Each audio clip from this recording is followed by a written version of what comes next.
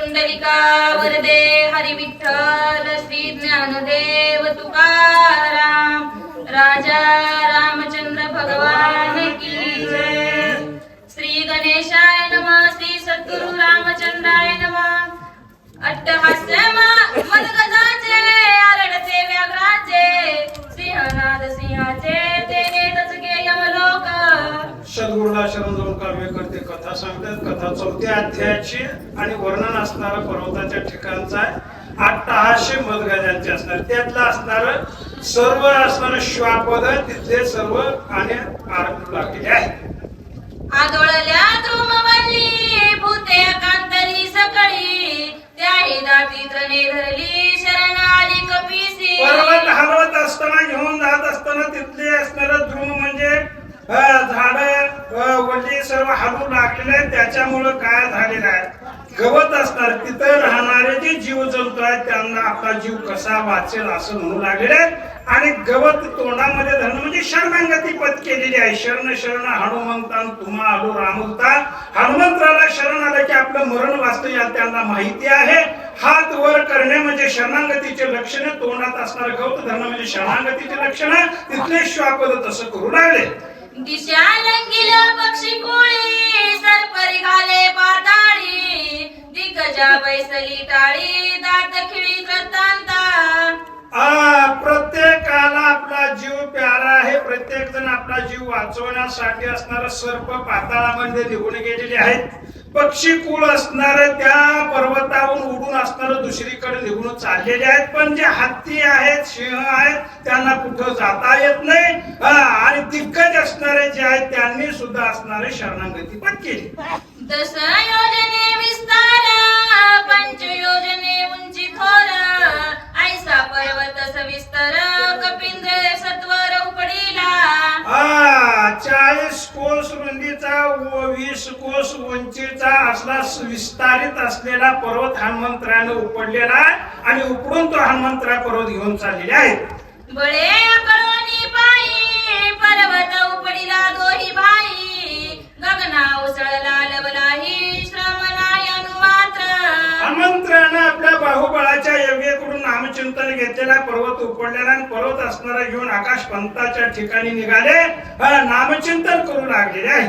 छत्रा कजेली बाळका गज शुंडा दंडे कमळ देखा ऐसा चालीला कपिनायक गिरी अवलोकित उपडोनी। ग्रंथ करते सुंदर असं दृष्टांत देऊन सांगू लागलेल्या हनुमंतराय पर्वत घेऊन जात असताना हनुमंतराला कसल्याच प्रकारचा श्रम नाही। कशामुळे तर तो सांगू लागलेला बालक असणारा छत्रांक झेले चिवडू खेळत असताना त्याला श्रम होत नाही, किंवा हत्ती असणारा कमळाचं फूल असणारा उपडत असताना त्याला असणारा दुःख होत नाही। त्या न्यायाने हनुमंतराय पर्वत घेऊन जात असताना त्यांना कसल्याच प्रकारचा श्रम नाही, दुःख नाही, ओझं नाही असं सांगू लागलेले आहे।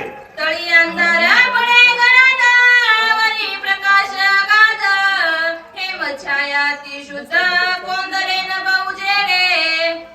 नभाच्या ठिकाणी उजेड असणार झालेला आहे। कशामुळं तळी अंधार पर्वत असणार आहे। पर्वताच्या डोक्यावरती वर असणारे ते वल्ली आहेत आणि त्याचा सोन्यासारखा पिवळा असा उजेड पडलेला आहे।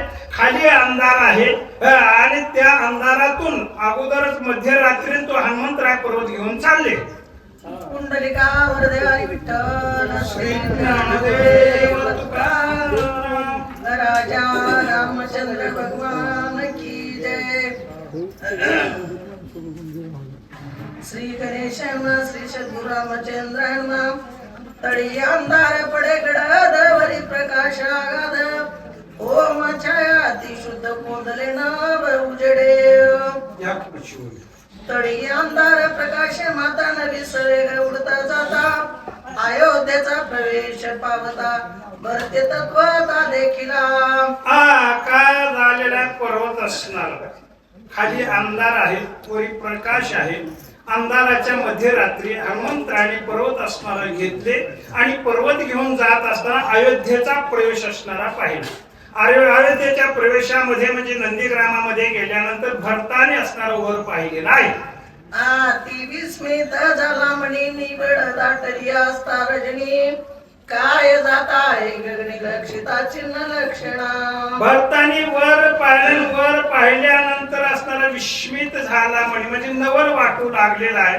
मध्यरात्रीची वेळ आहे, काळोख्याची अंधाराची रात्र असणारी आहे. बघत असताना डोळ्याला दिसत नाही, लक्षात आला तर लक्षात येत नाही. काय चिन्ह ऐकायला तर येत आहे, काय जात असेल असं भरत मनामध्ये विचार करू लागले. इंद्र बैसला विमानी सवे अप्सरा घेऊनी क्रीडा करत आहे गगनी लाजमणी असेना. अंदाज लावून म्हणू लागलेली आहे भरत त्या ठिकाणी.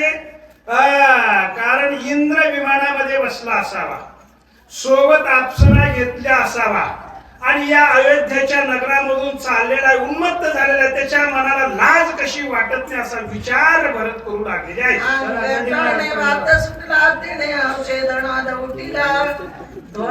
विचित्र उमटला तो ऐकला भरताने का झालेला कानाला विमानासारखा आवाज घुमू लागलेला आहे. नाकाला सुगंध असणारा येऊ लागलेला आहे.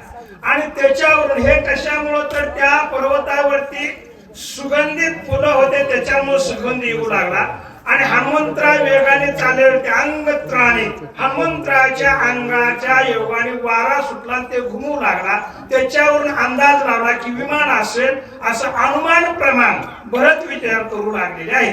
पुंडलिक विठ्ठल श्री ज्ञानदेव तुकाराम राजा रामचंद्र भगवान की जय. श्री गणेशाय नमः. श्री गुरुभ्यो नमः.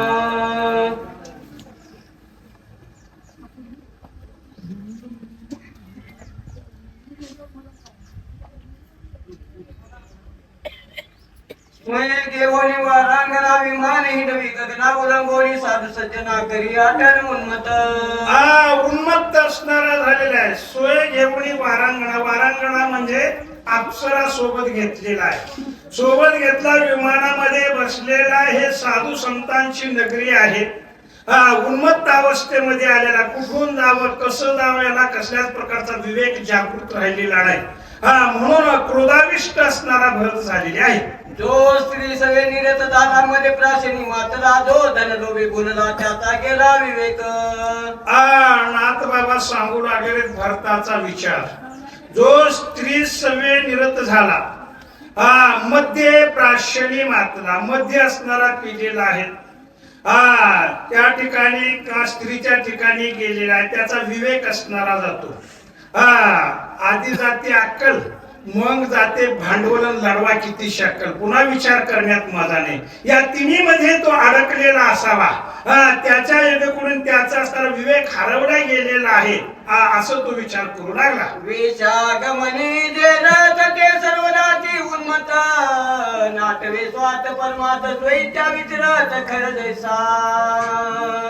नाथ बाबा सुंदर असं दृष्टांत देऊन सांगू लागलेले आहेत. वेश्यागमनी जे रथ झालेला आहे, माऊलीची सुद्धा असणारी ओवी आहे. कवडा वेची वेश्याभोगी दार हे चिरकुणे त्याचे लाजीरवाणी दीक्षिताचे काय वर्णो. जोपर्यंत पैसा आहे तोपर्यंत वेश्या असणारी किंमत देते, पैसा संपल्यानंतर देत नाही. तसा हा व्यक्ती काय झालेला तर या वेश्याच्या ठिकाणी रथ झाला. वेश्येच्या ठिकाणी रथ झाल्यानंतर स्वार्थही नाही परमार्थही नाही. स्वार्थ म्हणजे संसारी होत नाही, त्याचा संसारामध्ये फायदाही नाही आणि देवदेव तर लांबच गेला, दोन्ही पासून वंचित झाला असं नाथ बाबा सांगू लागले. करणे मर्यादा दिवसाने कदा जनपदा, वेशाद्वारी विचरे सदा नसरे कदा माघारा. गाढव आहे पण गाढवाला मर्यादा नाही. दिवसा देखती जनपदा, विषयांध असणारा तो होतो. आणि विषयांध झाल्यामुळे विषयामध्ये अडकल्यानंतर त्याला दिवस काय रात्र काही त्या ठिकाणी त्या पशुला माहिती नाही. पुरुषाला मर्यादा घालून दिलेली आहे. म्हणून तो असणारा पुरुष जरी असला तर गाढवासारखा असणारा तो वागतो. कारण विषयामध्ये अडकलेल्या जीवाला परमार्थ गोड लागत नाही. विषय विषयांचा पडीपाडू गोड परमार्थ लागे कडून पडू विषय तो गोडू जीवाशी झाला. विषयामध्ये अडकलेला गाढवासारखा वागतो असं नाथबाबा सांगू लागलेले आहे. राता हानिता उरावरी प्रीती दावे समूख करी, बोला विघात मुखावरी आवडी करी जेरीत. गाढव असणारा काय करतो, त्या गाढवीने स्त्रीच्या माग लागल्यानंतर ते लाता आणत असते. लाता आणल्यानंतर मुखावर लागत असते, उरावर लागत असते. वक्षस्थळाच्या ठिकाणी लागल्यानंतर तो आवडीने झेलत असतो, कारण विषयामध्ये शरीर गमावल्या जातो. शरीराकडे त्याचं लक्ष नाही.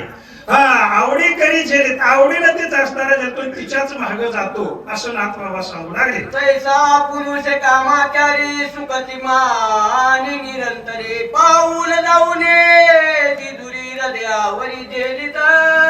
तैसा पुरुष कामाचारी, कामाच्या अधीन झालेला, व्यासनेच्या अधीन झालेला आहे. आणि तो पाऊल जाऊन तो बाजूला जातच नाही, तिथंच असणारा तो पुन्हा पुन्हा पुन्हा पुन्हा फिरून त्याच ठिकाणी येत असतो. हे असणारं वासनेच्या अधीन झालेल्या पुरुषाचं वर्णन गाढवावर घालून नाथ बाबा तुम्हाला आम्हाला समजावून सांगू लागलेले आहे. मने जन्मांतरीची फळली बागे इथे पाद कमळ हृदयी लागे दैव दंडिली अभागे व्रत वैरागे कष्टती. तो विषयांत झालेला व्यक्ती विषयांमधून असताना दुसऱ्याकडे पाहत असताना तुच्छ लेखल्या जातो. दैव दंडिल्या भाग्या, अरे हे जन्म पुन्हा पुन्हा मिळणार आहे का? कदाचित एकदा मिळालेलं आहे. खायचं प्यायचं मजा करायचं, उगतच असणारं भजन करू लागेल, पूजन करू लागेल, शरीराला दंडन करू लागलेला आहे, मुंडन करू लागलेला आहे, असं नको ते शब्द असणारा बोलत असतो. स्त्री कामाची ऐसी रीती ऐकमत प्याची स्थिती वेलचूल पदरती संपत्ती सोय होती जगनिंदे. नाथ बाबांनी सांगितलेला स्त्री कामाची 80 रीती. आता मध्यपेची सांगतो म्हणू लागा. आता स्त्रीच कोण आहे, पुरुषच कोण आहे, गाढवच कोण आहे? जर नाथांच्या भाषेतून सांगायचं असेल तर मन हे गाढव आहे. आणि आपल्याला हे आध्यात्मिक दृष्टिकोनातून लवकर समजत नाही, म्हणून बाह्य काळातलं बाह्य लक्षणानं पशुचा दृष्टांत देऊन सांगितलेला आहे. वासना हे गाढवीण आहे, म्हणून वासनेच्या अधीन असणारा जो जीवात्मा झालेला आहे त्याला परमार्थही होत नाही, संसारही होत नाही, म्हणून सांगितलेलं आहे वासनेच्या संगेन नको जाऊ म्हणा. आणि पाहत्या रावणा कैसे झाले, वासनेच्या अधीन गेलेला आहे. वासनेच्या अधीन गेल्यामुळं रावण कुळाला मुकलेला आहे असं त्यांना. मग आता वासना असावी का नसावी? वासना असावी, पण त्या वासनेला काम लावलं पाहिजे. काय लावलं पाहिजे? तिच्या अधीन आपण न जायला पाहिजे.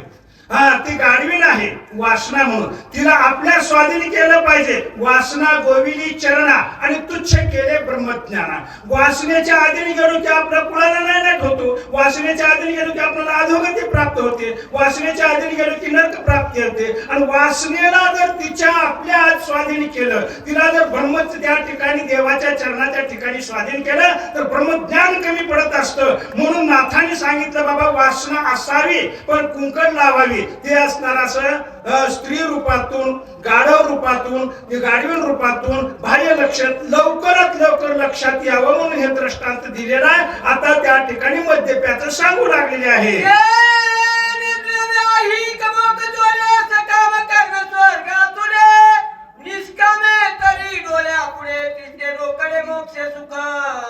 अहिक तरी याच ध्यान असणार काय करता येतो? तिष्ठे रोकडे मोक्ष सुख. या ध्यान मोक्षाला जाता येतं. या ध्यान मोक्ष आपली वाट पाहत बसत असतो. तिष्ठे रोकडे, रोकडा असणार त्या ठिकाणी आहे, कारण स्वर्गालाही जाता येतं. मृत्यू लोकाच्या ठिकाणी या ध्यान देवदेव करता येतं, परमार्थ करता येते, यज्ञ यागादी कर्म क्रिया करता येते. यह लोकाच्या ठिकाणी किंमत आहे, स्वर्गाच्या ठिकाणी किंमत आहे. तया पुण्याची पावटी सरे, इंद्रपणाची उठी उतरे आणि येऊ लागते मागाने मृत्यू लोका. जिथं पुण्य जमा केलं की तिथं देवाचा राजा इंद्र होता येतं. म्हणून असणार पण याच ध्यान स्वर्ग प्राप्ती करता येतं, याच ध्यान नरकालाही जाता येतं. कोणतं करायचं तुम्ही ठरवा. नाथ बाबा दोन्ही मार्ग दाखवून देऊ लागले आहे.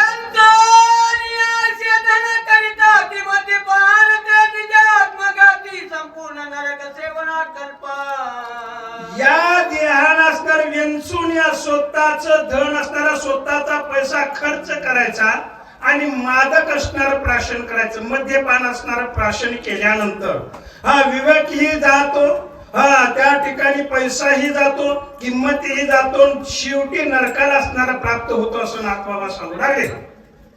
जन्म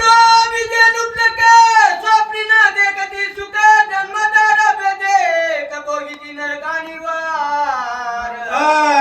त्या ठिकाणी धन असणार, त्या ठिकाणी जन्मल्यापासून दारिद्र्यात असणार त्या ठिकाणी आहे, प्राप्त झालेलं आहे. काय होतं तर त्याला असणार सुखच संसारामध्ये नाही, दुःखही दुःख असणारं चौकट त्या ठिकाणी आहे. हे दारिद्र्याचं कशामुळं? पैसा ज्याच्याकडे नाही त्याला सुख प्राप्ती नाही, देवाकडे लक्ष त्याचं जात नाही असं नाथ बाबा सांगू लागले. मरणात जगी घेता दुकान मिळे सर्वथा तथापि साह्यास करीता आळस चित्ता उपदेना.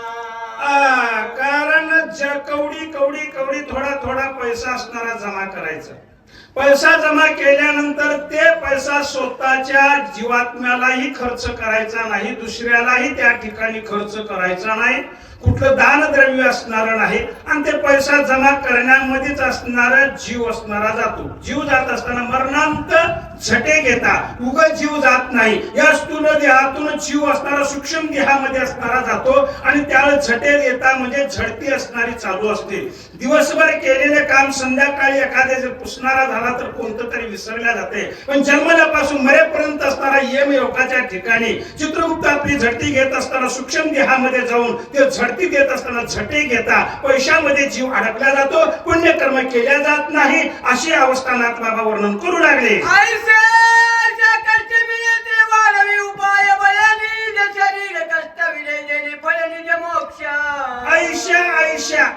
अशा पद्धतीनं उपाय असणारा केला, शरीराला कष्ट असणार त्या ठिकाणी दिलेला आहे. निजबळे काही केलं तर या जीवाला धनलोभी असणारा, त्या धनलोभ्यानं कसल्याच प्रकारचं स्वार्थ असणार त्याला साध्य झालेलं नाही. नाथ बाबा सांगू लागले.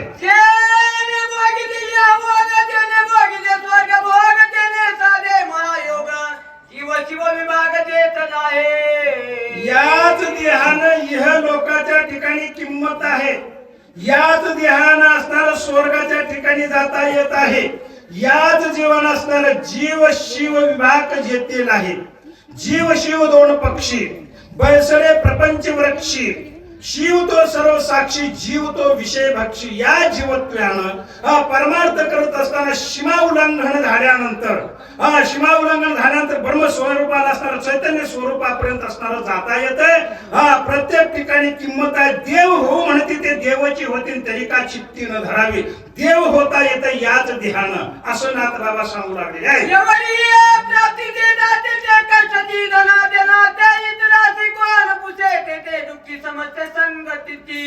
सांगू लागले एवढे प्राप्तीचे दाते तिन्ही वर्गाचं वर्णन इथं केलेलं आहे. धनुलोभ्याचं केलेलं आहे, मादक प्राशन करण्याचं केलेलं आहे, आणि त्याच्यानंतर विषयांध झालेल्या जीवाचं. एका विषयामध्ये एक जीव अडकून जर अधोगतीला गेलेला आहे, तिने जर एका जागी झाल्यानंतर त्याचं काय वर्णन करावं, त्याची काय अधोगती असेल असं नाथबाबा बोलू लागले.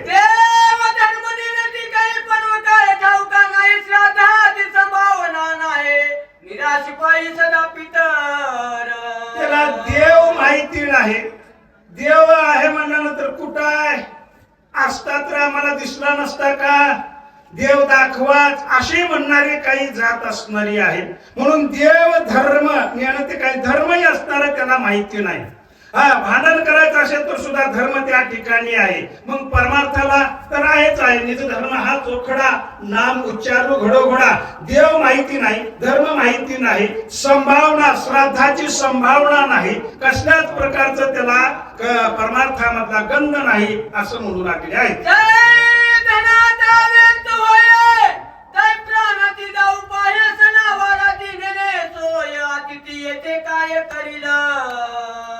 सण करायचा नाही, वार माहिती नाही, तिथी माहिती नाही, काहीच नाही. मग अतिथी जर घराच्या ठिकाणी आल्यानंतर त्यानं काय करेल, काहीच नाही. कारण अतिथी देवभव म्हणण्यासाठी आहे. अतिथी जर आपल्या घराच्या ठिकाणी आल्या तर ईश्वराप्रमाणे आहे, त्याचं स्वागत असणारं केलं पाहिजे ग्रस्त आश्रमियानं. पण तो असणारा काहीच नाही, स्वतःच्या जीवाला खात नाही. आता काय आहे, त्यानं जर भुकेजून आला असेल तर त्याला जीव घालावा, तहानेजून आला असेल तर पाणी द्यावं. त्याच्या चेहऱ्यावरून असणार समजत, आपण म्हणतो ना घराची कळा अंगण सांगते, तसं येणाऱ्या व्यक्तीच सर्व त्याच्या लक्षावरून येत असतं. कारण अतिथी म्हणजे तिथी नाही, वार नाही, आमंत्रण नाही, कोणताच असणारा काय नाही, अकस्मात अचानक घराच्या ठिकाणी येतो तो अतिथी आहे. मग ते अतिथी काय करेल? ह्यानं स्वतःच्या ठिकाणी जर पोटाला खात नाही तर अतिथी काय करेल? काहीच असणारा करू शकत नाही म्हणून लागले आहे. कंचे दोरी संपत्ती ते ठेवची हाती निघुची तोंडी दगड माती घालीती आपण मरती दुई खात. अवस्था काय झालेली आहे? कष्टे मिळवती, धन कष्टानं मिळवलेलं आहे, आयुष्यभर कष्ट असणारा केलेला आहे आणि तोंडी दगड माती. पैसा जमा करायचं, धन गोळा करायचं, ते असणार एखाद्या भांड्यामध्ये गाडग्यामध्ये पुरून घालून त्याच्यावर धोंडा ठेवून पुरून ठेवायचं.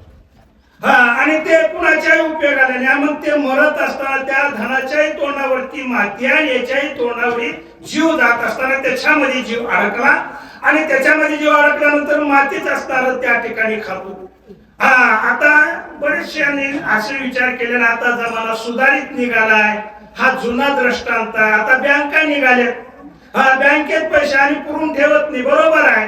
बँकेत जरी पैसा ठेवला तर त्याला महाग जर वारस नाही केलं तर सरकारचं धन आहे, वारस केलं तर आपल्या मुलाला येईल.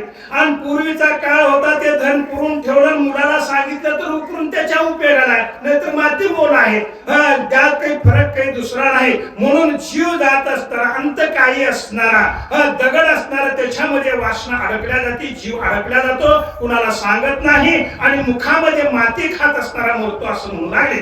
आयसी एक एका दिनाती हात पाता सोये देती तिने एकत्र देते मिळती ते दुःख किती सांगावे. नाथ बाबा सांगू लागलेले, आईशी एक एकाची जाती, प्रकाराची तीन आणि तुका म्हणे केले जन. या जनामध्ये असणाऱ्या जगामध्ये काय आहे तर अशी जात असणारी आहे, एक एकाची ही अवस्था असणारी केलेली आहे. आणि तिन्ही अवस्था जर एका जागी आली, एकाच व्यक्तीच्या ठिकाणी आली तर त्याचं काय होईल सांगता येत नाही, कारण नरक प्राप्तीच आहे असं नाथबाबा बोलू लागले. ऐसा स्त्री बने मातला विमानी विचिला तर एकला सत्यनाथा उलांघू केला उन्मत छायला पाडी तसे. तो नाथ बाबांनी वर पाहिलं, अनुमान प्रमाण लावलं आणि तो अनुमान प्रमाण म्हणजे भरताला काही माहित नव्हतं असं नाही. ज्याची विधेय अवस्था आहे, चार देहाच्या पलीकडे ज्याची अवस्था गेलेली आहे, आत्मस्वरूपाला जे प्राप्त झालेला आहे, त्याला काही कळत नव्हतं का? पण तो असणारा तुमच्या आमच्यासाठी उपदेश रूपाने असणारा भरताने सांगितलेला आहे. तो त्या नगरामधून चाललेला आहे, उन्मत्त झालेला आहे, त्याची सावली असणारी इथं पडलेली आहे म्हणून तो बोलू लागलेले आहे. आम्ही सूर्यवंशी राजे नियामक आम्हा स्वधर्म हाती देख उद्धताची लावणे शिक विचाराने कासे ना. आम्ही असणारे सूर्यवंशाच्या ठिकाणी आहोत, आम्ही नियमाने वागणारे आहोत. आता आपल्याला नियम नाही कुठलाच, कोणताच तो भाग वेगळा, पण भरत असणारा सूर्यवंशाच्या ठिकाणी आहे. आम्ही सूर्यवंशी नियमक. उदंड जो आमच्या नगरामध्ये वागत असेल त्याला शिक्षा लावल्याशिवाय सोडणार नाही. भरत राग राग बोलू लागलेले आहे.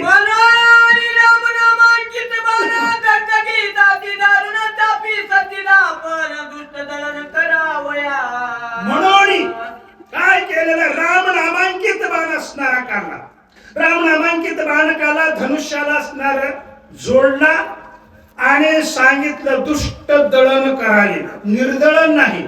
निर्दळन म्हणल्यानंतर मारून टाकलं, दळण करावे. आता दळण कशाचं होतंय? दळण असणार घाण, ज्याच्यामध्ये गोंडर असेल, ज्याच्यामध्ये असणारे खडे असतील त्याचं दळण होत असतं. दुष्ट दळण म्हणजे खडे असतील तर खराबच आहे, गोंडर असेल खराबच आहे, आणि दळण केल्यानंतर स्वच्छ असणारा होतो. तसं दुष्ट दळण जर तिथून जात असेल, जाणारा असेल तर दुष्ट वृत्तीचा, त्याच्यामध्ये खडे कोणते तर त्याच्यामध्ये असणारा दुर्गुण जे असतील, त्याच्यामध्ये काम क्रोधाचे जे खडे असतील, त्याचं दळण कर, त्याच्यातलं बाजूला काढून टाक, असं बाणाला आज्ञा भरताने केलेली आहे.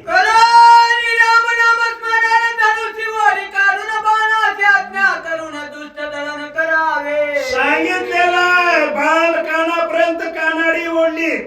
बाण राम नामांकित बाण असणारा सोनन बाणाला आज्ञा केली. दुष्ट चाललेला आहे त्याच्यामध्ये काम क्रोध लोभ मदमत्सर विकारानं भरलेला आहे, वाईट वर्तणुकीचा आहे, त्याला मारायचं नाही, त्याच्यामधले असणारं दळण म्हणजे त्याला स्वच्छ कर, राम नामांकित भक्तीकडे लाव, त्याच्यातला वाईट विकार काढून टाक, अशी आज्ञा असणारी भरताने त्या बाणाला दिलेली आहे. श्रीनामांकित हनुमान श्रीराम भक्त जीव परी सत्यांत राम समस्त सर्वदा. बाण निघाला पण ते काय हनुमंतराय राम नामांकित शिवापरीस अत्यंत आप्त असणारा नाम तो नामधारकच आहे. पाचवी ते मुद्रा लावून या लक्षण आत्मा प्रत्यक्ष हरी दिशे, ज्याच्या आत्मस्वरूपामध्ये राम राहतो तिथं विकार नांदल्या जातील का? काम क्रोध आम्ही घातले बंदी खाणी आणि इंद्रियाचे धनी आम्ही झालो गोसावी. इंद्रिय त्याच्या ताब्यामध्ये असणारे, काम क्रोध असणारे ज्यांनी बंदी खाण्यामध्ये टाकलेले आणि रामाला वास्तव्य हृदयाच्या ठिकाणी दिलेलं आहे. हृदय बंदी खाना केला आत विठ्ठल कोंडीला.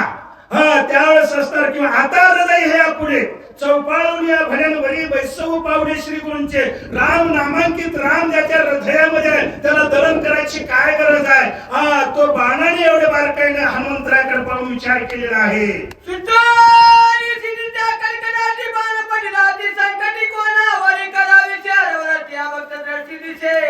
भारताच्या धनुष्यापासून बाण निघाला, कडकड कडकड करीत रागात निघाला, वेगात निघाला, मालकाची आज्ञा पाळीत निघाला. हे सत्य आहे, पण कुठपर्यंत? जोपर्यंत हनुमंतराय दिसत नाही तोपर्यंत. हनुमंतराय दिसले, हनुमंतराय पाहिल्यानंतर निज भक्त असणारे आहेत, रामाच्या नामापासून बाजूला गेलेले नाहीत. राम नाम मुद्रेत असणारे घेणारे पाहिले आणि तो बाण असणारा संकटामध्ये पडलेला आहे. परंतु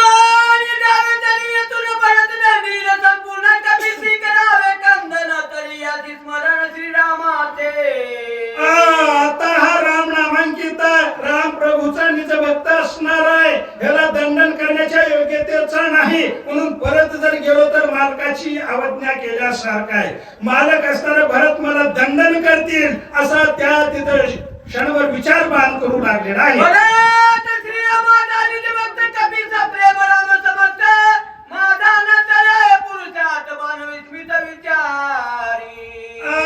तो भरत ही रामाचा भक्त आहे, हनुमंतराय ही राम नाम धारक असणार आहे.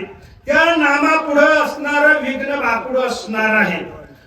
नाम घेत असताना विघ्न बारा वाटेने निघून जात असतात, विघ्न त्याला काहीच बाधा करू शकत नाही. मग मी असताना त्याला कसं दंडन करू? म्हणून तो बाण असणारा विचारामध्ये पडला.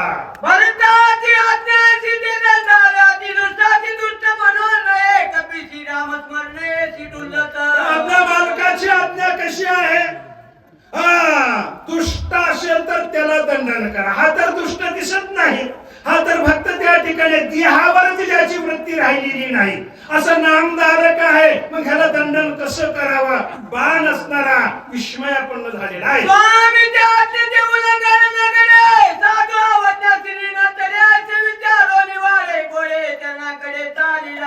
आपल्या मालकाची आज्ञा मोडू नये, आपल्या मालकाचं वचन आपल्याकडून अवहेळना होऊ नये, मालकाचा शब्द वाया जाऊ नये. आणि पुढचा साधू आहे ज्याने 6 विकार धुवून टाकलेले आहेत, परमात्म्याला साध्य करून घेतलेला तो साधू आपल्या डोक्यावरती त्याचं पातक बसू नये म्हणून विचार करू लागलेला आहे. धरणी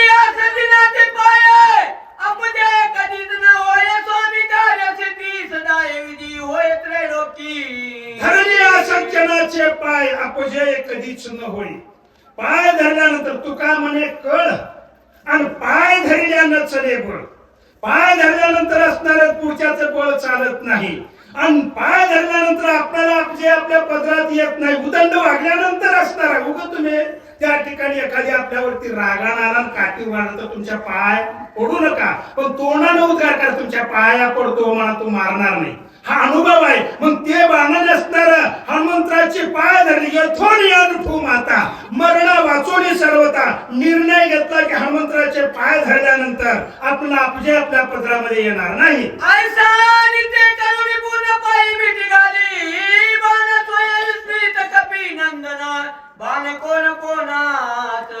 काहीच बाणाने बोलला नाही, गेला हनुमंतराच्या पायाला मिठी मारली, सोडायलाच तयार नाही. हनुमंतराने पाहिला पाहिल्यानंतर का माझ्या पायाला असणारा कोण धरलेला आहे. विस्मय पण नवल हनुमंतराला वाटू लागलेला आहे. ऐसे विचित्र मुनी बाणावलोकित नयनी देखता श्रीराम नामांकित तिन्ही वायुनंदनाती विस्मयो. अहो त्यास पायाला काय धरलं म्हणून पाहू लागला तर डोळ्याला हनुमंतराच्या काय दिसलं, पायाला मिठी मारली बाणाने आणि तेही त्या बाणावरती राम नामांकित आहे. राम माझ्याच मालकाचं नाम आहे. मी ज्याचं अनुकरण करतो, ज्याचं चिंतन करतो तेच असणार आहे. मग पाहून हनुमंतरा विस्मयापन्न म्हणजे नवल वाटायला सुरुवात झाली आहे. श्रीरामाचा बाण होय अतिक्रम याचा करू नये साष्टांगे नमन करिता होय राम स्नेह भावार्थे. राम नाम असणार पाहिलं बाणाला असणार याचा अनुक्रम म्हणजे अवमान करू नये म्हणून असणारा भाव निर्माण झाला. अष्टांग भाव दाटून आले आणि त्याला त्या ठिकाणी नमस्कार कोण हनुमंतराने केलेला आहे. कपिकांची बाणाचे वचन तव तू बोलना संपूर्ण पाहू आदरिले त्याचे चिन्ह तव तरी बाण ओढीत. कपिकांची बाणाचे आता त्या बाणाला बोलावंच असं हनुमंतराला वाटलं किंवा बाण काय बोलतं हे ऐकावं अशी इच्छा झाली, पण ते बाण बोलत नव्हता. बाह्य लक्षणानं जर पाहिलं तर भारताचा लोखंडाचा बाणावरी नाम आहे. आध्यात्मिक दृष्टिकोनातून जर पाहिलं तर श्वास कधी बोलत नाही. श्वासामध्ये नाम घ्यायचं, नाम घेऊनच सोडायचं, नामच घ्यायचं. म्हणून असणार ते पण बोलणं झालेलं आहे. म्हणून त्या हनुमंतराला नवल वाटायला सुरुवात झाली. बोलत नाही, आपण बोलावं तर त्याला कळत नाही असा विचार करू लागलेला आहे. उदया येईल दिवाकर मनोरी समित्रा श्री रघुवीर गिरवाणी आला मद समोर बाण सत्वर ते ओढी. विचार करू लागलेला हनुमंतराय उदया येईल दिवाकर, हे सूर्य उदयाला येईल आणि सूर्य उदयाला आल्यानंतर कार्य नाश पावेल एवढं प्राणपणाला लावून जे औषधी असणार आणलेलं आहे. मला उशीर त्या ठिकाणी झालेला आहे की काय म्हणून बाण असताना माझ्या पायाला धरून खाली उडू लागलेला. अजून काय काय विचार करतो पुढे ऐका. की उठवानी सौमित्र वदनिया दशशील करोनी विभीषण राज्यधर सोय सत्वर येथे आला. माझ्या राम प्रभू असताना काय केलं असेल, लक्ष्मणाला उठवले असतील, राजा रावणाला कटवले असतील म्हणजे मारले असतील, मोक्षपदाला पाठवले असतील आणि ते राजा रावणाला मारल्यानंतर सिंहासन रिक्त असणारा झालं असेल, त्या विभीषणाला राज्य तिलक केले असतील, राज्याभिषेक केले असतील आणि एवढं कार्य पूर्ण झालं म्हणून माझ्याकडे संदेश पाठवली की काय एवढा विचार करू लागलेला आहे. मी नपुसक सरुथा न परत स्वामी कार्याचा दिक्क माझे जीवित वरथा कोण अर्थ जातासे. कोण्या अर्थाची तशी म्हणून लागलेला हनुमंतरा एवढा ब्रह्मचारी नैष्ठिक ब्रह्मचारी ज्यांनी सांभाळलेला आहे, नामचिंतन असताना केलेलं आहे, कायानं वाचन मनानं सर्व श्री रामाला शरणागती पद केलेली आहे. भक्ती ज्याच्या पुढे शिकावा, ज्याच्या ताकदीचा अंदाज असणारा लावलेला नाही हनुमान त्या ठिकाणी महाबळी तुकाराम महाराजांनी वर्णन केलेलं असला हनुमंतरा म्हणू लागलेला आहे. मी नपुसक सर्वथा, माझ्या देहाच्या ठिकाणी नपुसकता आहे. राम कार्याच्या ठिकाणी मी पूर्णत्वाला गेलेलो नाही, राम कार्य माझ्याकडून सिद्ध झालेलं नाही, मी औषधी वेळेवर घेऊन गेलेलो नाही म्हणून असताना राम प्रभूने बाण पाठवली की काय. ऐसा दारा ती दुःखी सवे ती बाणा देवलोकी तवतो होणी अधोमुखी एकाएकी सत्वर. असं बोलत असताना, असा विचार करत असताना, विचार करीत असताना अधोमुखी म्हणजे खाली बघितला आणि खाली बघून असणाऱ्या अंतःकरणाच्या ठिकाणी हनुमंतराला दुःख असणारा झालेला आहे. दुःखाविर्भूत झाला आणि काय विचार करत आहे. कार्य न साधेत माझ्यानं वेगी करीन देव पतन मनोरी कृपाळू रघुनंदन तत्वर बाण पाठविला. हनुमंतराय विचार करू लागलेले आहेत. कार्य न साधेची माझी, राम प्रभूचं कार्य साध्य झालेलं नाही म्हणून माझा हनुमंतरा असणारा, देह असणारा पतन करील म्हणजे अग्नी काष्ट घेऊन असणारा मृत्यू. पण आता हनुमंतराला मरण आहे का. जर हनुमंतराला मरण असता तर ती लंकेला आग लावत असताना आधीच जाऊन भस्म झाला असता, कारण अग्नी याचाच बंधू असणार आहे, थोरला भाऊ. तो वायू असणारा याचाच पिता असणार आहे. पण एक विचार अशी श्रेणी मांडलेली आहे की राम प्रभूचं कार्य असणार त्या ठिकाणी न झाल्यामुळं, राम कार्याच्या ठिकाणी मी न गेल्यामुळं माझा हनुमंतराय न जाणो देह विसर्जित करेल, म्हणून हे बाण पाठवले की काय, असा हनुमंतराचा विचार आहे. आता जो काही बलते आज्ञा करणे निश्चित होय, अनुसरणा बाणाचे विलंब येथे नये करो. आता म्हणजे मागल्या कार्याची पूर्तता, पुढल्या कार्याची सुरुवात करत असताना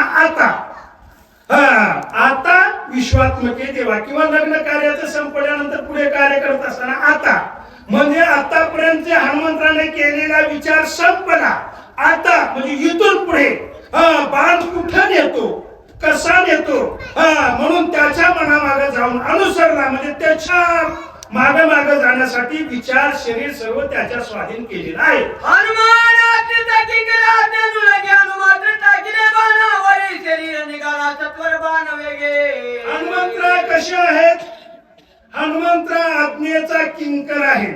दास्यत्व भक्ती हनुमंते पै केली, 7व्या नंबर पर्यंत पोहोचलेला असणार आहे. म्हणून काय केला, टाकिले बाणावरी शरीर, बाणाच्या मागे जाण्याचा निश्चय असणारा त्याने केला. निश्चयाचे बळ तुका म्हणे हेची फळ. आता आपल्याला फळश्रुती मिळणार आहे, याच्या मागे जावं, कुठं नेल तिकडे जावं असा विचार केला. पाचला अयोध्येचा राम पुढे देखील नंदीग्राम रचनाती मनोरम भक्त उत्तम भरत तेथे. जात असताना पातला अयोध्येचा आराम. जसं जिल्ह्याच्या हद्दीमध्ये तालुका असतो आणि तालुक्याच्या हद्दीमध्ये गाव असतं, तसं अयोध्येच्या हद्दीमध्ये नंदीग्राम आहे. आणि त्या नंदीग्रामामध्ये हनुमंतराची असणारी स्वारी औषधी घेऊन जात असताना त्या बाणाने असणारा गेलेला आहे. आणि त्या नंदीग्रामामध्ये गेल्यानंतर त्या नंदीग्रामाची रचना असणारी, अयोध्येची रचना, 2 भक्त उत्तम आहेत आणि त्या भक्ताचं असणारं वर्णन होणार आहे. वर्णन सांगू लागले. एका जनार्दनाचरण दोघांची भेटी अति गहन, दोघे प्रेम संपूर्ण, दोघे दोन्ही पण विसरती. 2 भक्त असणार आहेत आणि 2 भक्ताची भेट होणार आहे. आणि भेट झाल्यानंतर दोन्ही भक्त दोन्हीपणाला विसरणार आहेत. नितूपणा जाऊ दे तुरी, एकची घोंगडी पांघरू आहे. द्वैत निघून जाणार आहे, अद्वैत स्थितीला प्राप्त होणार आहे. आणि ती कथा असणारी गहन आहे. ब्रह्मज्ञान आहे. ब्रह्मरस घेही काढा आणि येणे पिढा निवारे, असं ते ज्ञान आहे असं सांगू लागले. एका जनार्दन कृपाळू जननी, गोडन काय बाळा वांतोनी, मुखिता गाच काढोनी, माझ्या वदनी गाडीत. अध्याय असणारा संपला. अध्याय संपला, ओव्या परिहाराच्या लागलेल्या. आणि परिहाराच्या ओव्या म्हणजे गुरु शिष्याचा संवाद आहे. गुरुनं शिष्याला परिपक्व दशेला कसं आणलं, त्याची असणारी दशा कशी झाली, आणि ते शिष्य आपल्या गुरुचं महात्म्य, महत्व, अवस्था प्राप्त करून देऊ लागलेले आहे. आणि ते गुरु शिष्याचं अध्यात्म ज्ञान, ब्रह्मज्ञान सांगितलं तर डोक्याच्या वरून जाणार आहे. लवकर समजणार काय आहे, तर लवकर समजणार म्हणजे आई. आई कोणासारखी? आई सारखीच. तिला अशी आहे म्हणून दुसरा दृष्टांत देण्यासारखा नाही. समुद्र कोणासारखा? समुद्रासारखा. तसं आईचं मुलाचं सांगितलं की लवकर सुद्धा त्याच्या लक्षात बसते, गुरु शिष्याचं समजत आहे म्हणून त्या ठिकाणी सांगू, आईचं महत्व सांगू लागलेले आहे. अत्यंत खाऊ देणे, त्याचे मुखी घास देणे, न खाता पायावरी बळे पाडणे, घास कोरणे